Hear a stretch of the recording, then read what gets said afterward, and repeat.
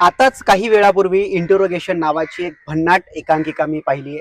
त्या एकांकिकेत नेमकं काय होतं, तिची कॉन्सेप्ट काय आहे, हे जाणून घेण्यासाठी आपण त्याच एकांकिकेतल्या कलाकारांशी बातचीत करण्यासाठी या ठिकाणी आलो आहोत. नमस्कार योगेश सर. नमस्कार. प्रेक्षकांना जरा सांगाल का तुमची एकांकिका नेमकी त्याची कॉन्सेप्ट काय आहे? इंटरोगेशन नावापासून आपण सुरुवात करूया. नेमकं नाव असं काय इंटरोगेशन? ओके. ऍक्च्युली हे चैतन्य सरदेशपांडेंनी ही एकांकिका लिहिलेली आहे, इंटरोगेशन.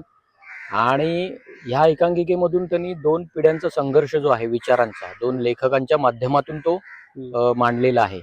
म्हणजे आत्ताही आम्ही पण नवीन पिढी किंवा आमची आता काहीतरी करू पाहते अशी पिढी, आम्ही कुठेतरी मार्गदर्शनाला वगैरे गेलो कोणाकडे काही ऐकण्यासाठी, विचारण्यासाठी, तर ते सहज शक्य होत नाही किंवा तितकं सगळेच जण तितके प्रॉपर रिस्पॉन्ड करत नाहीत. काही चांगले आहेत लोक, ते प्रॉपर मार्गदर्शन करतात, काही वेळ देत नाहीत, तुसड्यासारखं करतात. सो लेखकाला आलेला हा अनुभव आहे तो त्यांनी एकांकिकेच्या माध्यमातून मांडलेला आहे.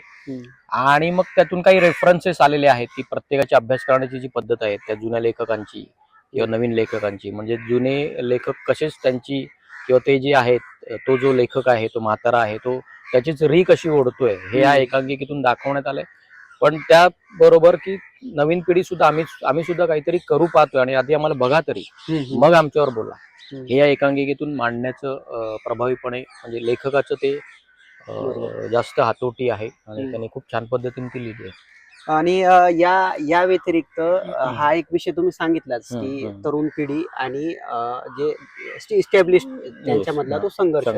पण याच्या व्यतिरिक्त यात अजून एक सुप्त संघर्ष मला जाणवला, तो म्हणजे भाषेचा, मूळ बोली भाषेचा आणि प्रमाण भाषेचा. की ग्रामीण भागातून येणाऱ्या लोकांना जर आपण ती वागणूक दिली जाणार, याबद्दल पण काही विचार करून कॉन्सेप्ट होती काही? हो.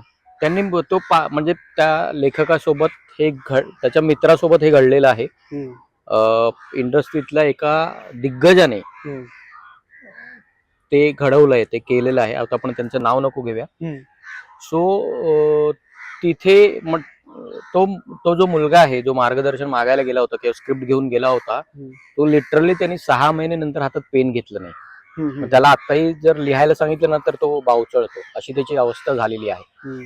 तो होता, सुशिक्षितच होता, पण हे लेखकाने ते कॅरेक्टर गावाकडचं आणलंय आणि त्याला एक वेगळा टच, म्हणजे ते एक वेगळा ग्राफ मिळतो त्या कॅरेक्टरला आणि त्या पद्धतीने त्यांनी गावात, म्हणजे त्यांचा सुद्धा हा प्रश्न आहे, पण तिथल्या लोकांना कदाचित इथून शहरी भागातल्या प्रस्थापितांकडून व्यवस्थित वागणूक मिळत नसेल. सो त्यांनी तो थॉट इथे आणला, म्हणजे ही प्रस्थापित विरुद्ध विस्थापित अशी लढाई, असा संघर्ष या एकांकिकेच्या माध्यमातून आम्ही दाखवण्याचा. भाषेचं, आपण भाषेवर बोलत होतो, भाषेच्या माध्यमातून मकरंद अनासपुरे असतील किंवा हिंदी भाषेतले नवाजुद्दीन सिद्दीकी असतील, या लोकांनी पण त्यांची स्वतःची एक भाषा आणली, त्याच्यावर ते ठाम राहिले आणि ती लोकांना आवडली. किंवा सैराटनी तर चित्रपटांची भाषाच बदलून टाकली. सैराट आली, नंतर बबन आले, चित्रपटाची भाषाच बदलली. जी आधी प्रमाण भाषेत चालायचं ते आता बघा तुम्ही, म्हणजे गावठी भाषेत, म्हणजे पूर्वी चालायचं. दादा कोंडके आणि त्या काळात लक्ष्मण बेर्डे यांचा तो सुरुवातीचा काळ, तेव्हा ती गावाकडची फिल्म. पण त्यानंतर सैराट नंतर एक वेगळी भाषा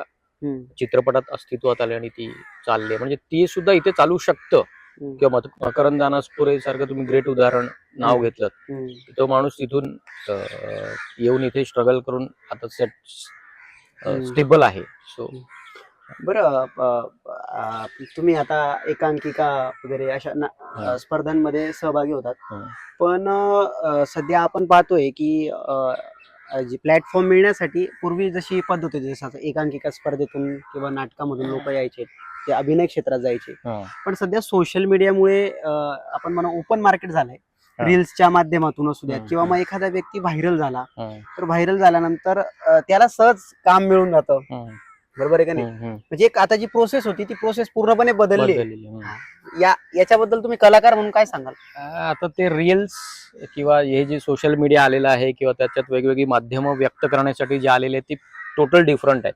म्हणजे आमचं एकांकिका हे व्यक्त करण्याचं माध्यम आहे, ते त्याची ती कला जी आहे किंवा ते पूर्ण वेगळं आहे, आणि रील्स हा वेगळा प्रकार आहे. म्हणजे कदाचित जे रील्स करतायत आता आघाडीचे, त्यांना एकांकिका करता येणार नाही, किंवा आम्ही एकांकिकावाले ते रील्स तेवढ्या ताकदीने करू शकणार नाही. पण ते रील स्टार पण एक कला आहे, म्हणजे रील स्टार पण अभिनय क्षेत्रात मोठ्या प्रमाणात. पण आता ते शेवटी काय म्हणतात, ते सुदैव, त्यांचं सुदैव आमचं दुर्दैव.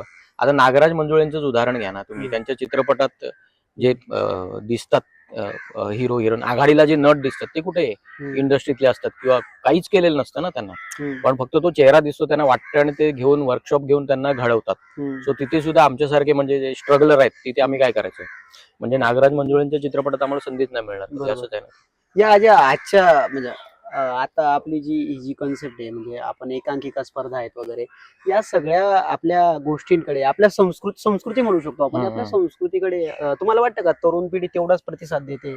म्हणजे आता महाविद्यालयाची पिढी जी आहे ती देते, म्हणजे आजही म्हणजे मी गेली 9-10 वर्ष थिएटर करतोय, स्पर्धेच्या मध्ये 10-11 वर्ष करतोय, पण महाविद्यालयाचा जोश जो आहे तो तसाच्या तसा आहे. हौशी वाल्यांचं थोडंसं कमी होतं, कारण त्यांना वेगळं अर्थकारण बघावं लागतं, त्यांना पैशाचं बजेट असतं, बरोबर. तालमीसाठी जागा बघायची असते, सगळं प्रॉपर्टी सेवायची असतात, सेट ठेवण्यासाठी जागा नसते, यामुळे त्यांना ती अडचण येते. पण महाविद्यालयातील तरुण रंगकर्मींचा जोश दिसतो आपल्याला, अजूनही तसंच दिसतोय.